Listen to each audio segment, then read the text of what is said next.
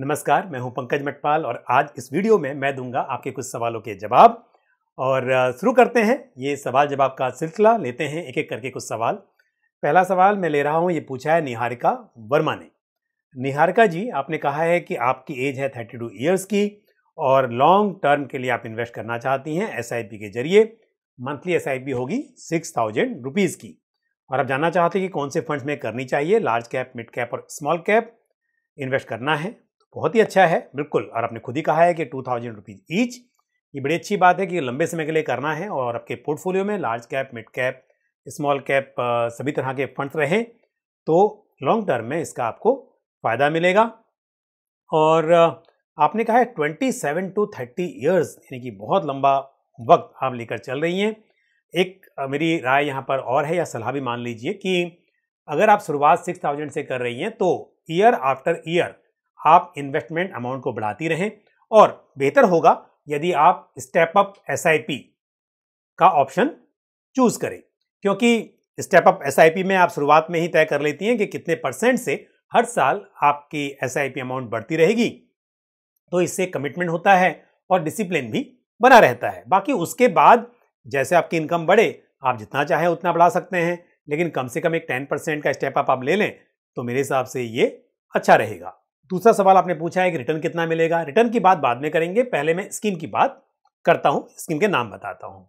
तो large cap में आप क्या कीजिए, आप एक Nifty 50 equal weight index fund ये आप ले लीजिए। तो इक्वल वेट इंडेक्स फंड, क्योंकि इंडेक्स फंड है तो आप किसी भी फंड हाउस का ले सकते हैं जिनकी भी स्कीम है, बट फिर भी नाम बताना है तो मैं कहूंगा कि आप ICICI Prudential Nifty 50 equal weight index fund या फिर Aditya Birla Sun Life Nifty 50 equal weight index fund ले सकती है।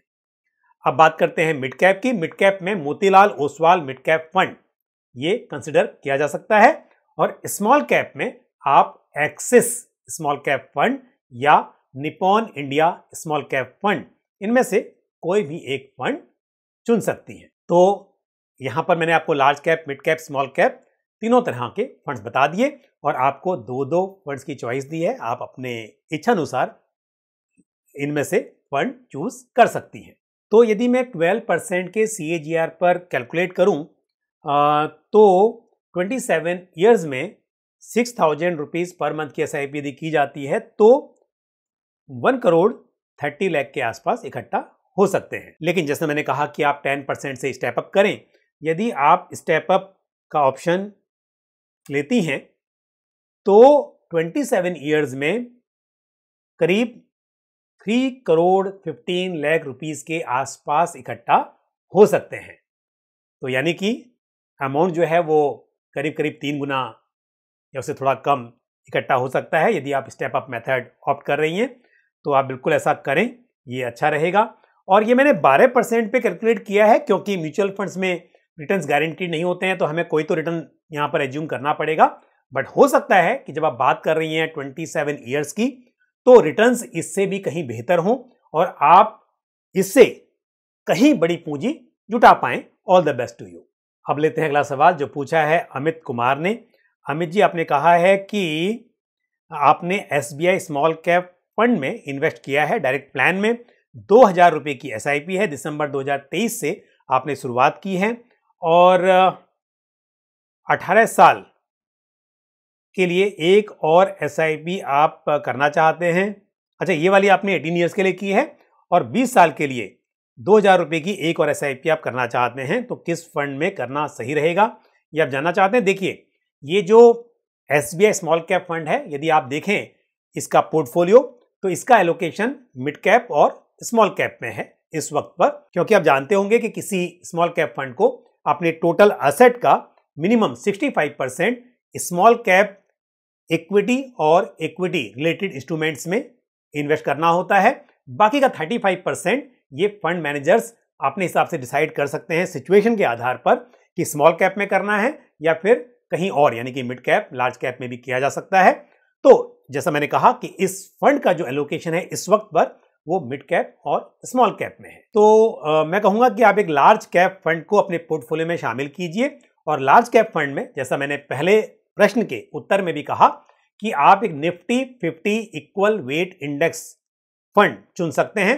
तो ICICI Prudential Nifty 50 equal weight index या फिर Aditya Birla Sun Life Nifty 50 equal weight index fund आप चुन सकते हैं। बढ़ते हैं आगे और लेते हैं अगला सवाल जो पूछा है मुकेश जी ने। मुकेश जी का सवाल यह है कि आपने बताया है कि आपकी एज है 48 ईयर्स की और 12 ईयर्स के लिए 2 SIP आपको आपने बल्कि की हुई हैं, आपने शुरुआत कर दी है, 2 SIP ली है। एक है आपके पास UTI निफ्टी 50 इंडेक्स फंड, उसमें 500 रुपीज की SIP है और साथ ही पराग पारिक फ्लेक्सी कैप फंड में 1000 की SIP भी आपने शुरू की है। साथ ही NPS में 15 लाख रुपीज हैं, पर मंथ 17,000 जमा हो रहे हैं। एम्प्लॉय प्लस जो गवर्नमेंट कॉन्ट्रीब्यूशन है, एम्प्लॉयर कॉन्ट्रीब्यूशन, यानी कि आप गवर्नमेंट एम्प्लॉय हैं। 60 ईयर्स की एज होने पर आपको 50,000 की पेंशन चाहिए। देखिए पहली बात तो यह है कि आपकी एज है 48 और 12 साल बाद की आप बात कर रहे हैं, तो पेंशन जो आपके पास ये 15 लाख इकट्ठा हो गए हैं, बाकी आगे भी आप कंट्रीब्यूट करेंगे, तो 60 ईयर्स यानी कि 12 ईयर्स के बाद जो भी टोटल अमाउंट इकट्ठा होगा उसका मैक्सिमम 60% आप लमसम में विड्रॉ कर सकते हैं और मिनिमम 40% जो है वो आपको एन्युइटी यानी कि पेंशन बाय करने के लिए इन्वेस्ट करना होगा। तो यदि हम कैलकुलेट करें 9% का रिटर्न यहाँ पर मान के चलते हैं, तो 9% के हिसाब से यदि आप 15 लाख का कॉर्पस अभी जो है वो और 17,000 रुपीज़ पर मंथ और ऐड हो रहा है और ये भविष्य में जो कंट्रीब्यूशन है ये बढ़ेगा भी, क्योंकि आपकी सैलरी बढ़ेगी तो उस हिसाब से कंट्रीब्यूशन भी बढ़ेगा। तो अगर मैं इस वक्त वो ना कैलकुलेट करूं कि कितना आगे बढ़ने वाला है, 17,000 के हिसाब से ही कैलकुलेट करूं तो करीब 85 लाख रुपीज़ आपके पास इकट्ठा हो सकते हैं। तो अगर देखा जाए तो 50,000 की पेंशन तो बिल्कुल आपके लिए संभव लगती है कि आप यदि NPS में कंट्रीब्यूट कर रहे हैं उस हिसाब से, और प्लस जो म्यूचुअल फंड्स में आप इन्वेस्ट कर रहे हैं तो इतना तो संभव है कि आपको 50,000 रुपीज़ की पेंशन मिल सकती है। लेकिन एक बात ध्यान रखिए कि आज से 12 साल के बाद 50,000 की जो वैल्यू है वो 50,000 नहीं रहेगी बल्कि कम हो जाएगी, क्योंकि महंगाई दर बढ़ती है और महंगाई की वजह से पैसे की वैल्यू कम होती जाती है। तो आपको विचार करना चाहिए कि 50,000 नहीं बल्कि उससे ज़्यादा मिले। दूसरी बात एक और इम्पॉर्टेंट है कि शायद 60 ईयर्स की एज में 50,000 रुपये से आपका काम चल भी जाए, लेकिन जब आप 70 के होंगे, जब आप 80 के होंगे, मतलब जैसे जैसे आपकी उम्र बढ़ेगी आपका खर्च भी बढ़ता रहेगा। समय के साथ जैसा मैंने कहा कि महंगाई की वजह से पैसे की वैल्यू कम होती है और हमें ज़्यादा पैसों की ज़रूरत पड़ती है। तो इसलिए कोशिश कीजिए कि आप SIP में और भी ज़्यादा इन्वेस्ट करें। दूसरी बात, स्कीम दोनों ही ठीक हैं आपके पास, लेकिन अमाउंट काफ़ी कम है, आपको डेफिनेटली बढ़ाना चाहिए। दूसरी बात, पराग पारिक फ्लेक्सी कैप फंड जो है ये भी एक लार्ज कैप ओरिएंटेड स्कीम ही है, इसका कंट्रीब्यूशन ज़्यादा लार्ज कैप में है। साथ ही आपने UTI निफ्टी 50 इंडेक्स फंड लिया है। मैं एक बात कहूँगा, मेरी राय यह है कि निफ्टी 50 इंडेक्स फंड लेने की बजाय यदि आप Nifty 50 equal weight index fund लें तो ये बेहतर होगा, और साथ ही आप जो कंट्रीब्यूशन है उसमें वो भी थोड़ा बढ़ा लें, क्योंकि 500 रुपये से आपको कुछ ज़्यादा अमाउंट दिखाई नहीं देगा। तो इससे अच्छा थोड़ा अमाउंट ज़्यादा रहेगा तो बड़ी पूंजी जुटाने में आपकी मदद हो सकती है। All the best to you. अगला सवाल मैं ले रहा हूँ, ये पूछा है संजय धीमान जी ने। और संजय जी, आपने कहा है कि आपका इन्वेस्टमेंट होराइजन है 12 ईयर्स का और आपको चाहिए 1.5 करोड़ रुपए, और आपने इन्वेस्ट कहाँ किया है? टाटा डिजिटल इंडिया फंड में 10,000, SBI कॉन्ट्रा में 10,000, UTI निफ्टी 50 इंडेक्स फंड में 10,000, PGIM India mid cap opportunities में 10,000, निप्पॉन इंडिया स्मॉल कैप में 10,000, DSP स्मॉल कैप फंड में 5,000 और एक्सिस स्मॉल कैप फंड में 5,000। मतलब यहाँ भी 10,000 है, आपने डिवाइड कर दिया है। तो स्मॉल कैप में 10,000, मिड कैप में 10,000 और लार्ज कैप में 10,000, और साथ ही एक आपके पास है कॉन्ट्रा फंड जो कि कॉन्ट्रा स्टाइल होता है, और साथ में एक आपने IT सेक्टर फंड भी लिया हुआ है। तो पोर्टफोलियो अच्छा है, बिल्कुल इस पोर्टफोलियो के साथ आगे बढ़ सकते हैं, लेकिन आपके पास एक चीज़ मिसिंग है, वो है इंटरनेशनल फंड। वो भी होता तो बेहतर होता, बट एनीवे काफ़ी डाइवर्सिफाइड फंड है और अभी तक 5 लाख आपने इन्वेस्ट किया है। तो आप जानना चाहते हैं कि क्या कोई फंड आपको इसमें से ड्रॉप करना चाहिए, तो मेरे हिसाब से ज़रूरत नहीं है कोई फंड ड्रॉप करने की, और फंड सभी अच्छे हैं। लेकिन फिर भी लॉन्ग टर्म के हिसाब से यदि मैं कहूँ कि यूटीआई निफ्टी 50 इंडेक्स फंड के मुकाबले आप UTI Nifty 50 equal weight index fund में इन्वेस्ट करेंगे तो ये मेरे हिसाब से अच्छा रहेगा। तो इस पर आप विचार कर सकते हैं, बाकी सभी फंड्स अच्छे हैं। और अब लेते हैं आज का आखिरी सवाल जो पूछा है सोमोजित घोष जी ने, और आपने कहा है कि आप जुटाना चाहते हैं 8 करोड़ रुपए 60 साल में, और आपकी एज है अभी 33 ईयर्स की। आपने कहा है कि I have 25,000 rupees for SIP। अब मतलब आप पहले से इन्वेस्ट कर रहे हैं या फिर ये पैसे हैं आपके पास, या आपका मतलब ये आप लेकर चल रहे हैं कि 25,000 रुपये महीने की आप SIP कर सकते हैं। तो मैं लेके चलता हूँ कि आपने कहीं इन्वेस्ट नहीं किया हुआ और 25,000 रुपीज़ पर मंथ की आप SIP करना चाहते हैं।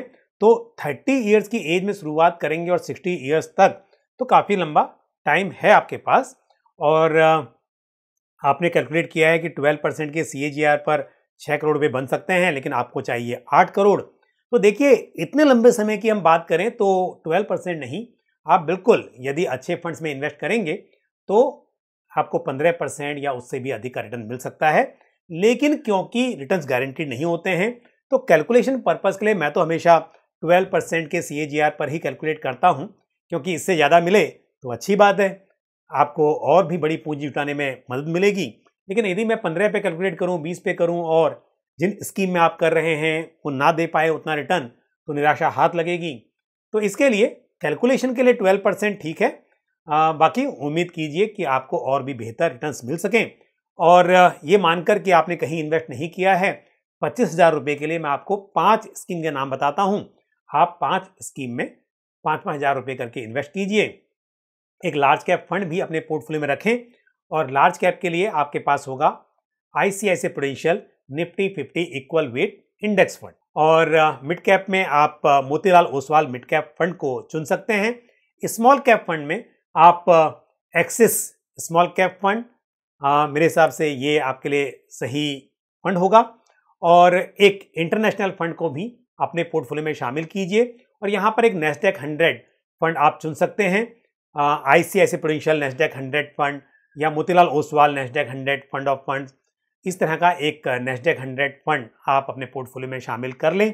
और इसी के साथ एक आप वैल्यू ओरिएंटेड फंड या कॉन्ट्रारेन स्टाइल वाला फंड अपने पोर्टफोलियो में शामिल कर सकते हैं। तो SBI कॉन्ट्रा फंड आप कंसिडर कर सकते हैं। तो मैंने आपको 5 फंड्स के नाम बताए हैं, आप इन फंड्स के साथ अपना पोर्टफोलियो बना सकते हैं। तो आज मैंने कुछ प्रश्नों के उत्तर दिए, और मुझे उम्मीद है कि ये जानकारी आपको पसंद आई होगी और ठीक से समझ में भी आई होगी। इसी तरह से अपने सवाल और सुझाव आप कमेंट बॉक्स में पोस्ट कर सकते हैं। इसी के साथ मुझे भी दीजिए इजाज़त, अगले वीडियो में फिर आपसे मुलाकात होगी। थैंक यू, जय हिंद। म्यूचुअल फंड निवेश बाजार जोखिमों के अधीन है। योजना से संबंधित सभी दस्तावेजों को ध्यान से पढ़ें।